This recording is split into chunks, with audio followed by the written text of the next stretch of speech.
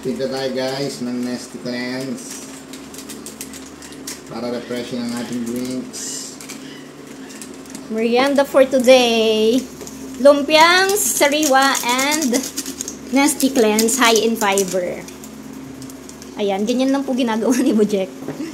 Kasi binigyan siya ni Nesty Cleanse ng tumbler. Kaya dyan na niya tinitimpla. Guys, ang sarap ng Nesty Cleanse high in fiber. Lasa tong tea cucumber lemon. Ang maganda dito, no sugar na siya and high in fiber. Masarap to sa malamig na tubig, very refreshing. And maganda nga ho ito sa mga constipated. Wag mo lang ho itong iinumin kapag aalis ka ng bahay. Make sure na nasa bahay ka lang kapag... aalis tayo ngayon.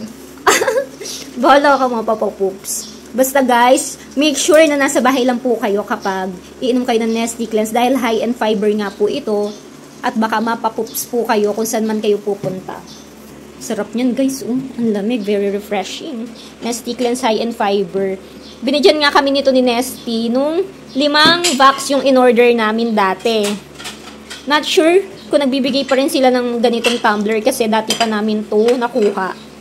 Masarap pa rin siya, sakto, kapag dito namin tinitimpla yung isang sachet. So, kain tayo guys for today's video. Ang sarap nito, napapartneran mo ng Nesty Cleanse high in fiber. Huy!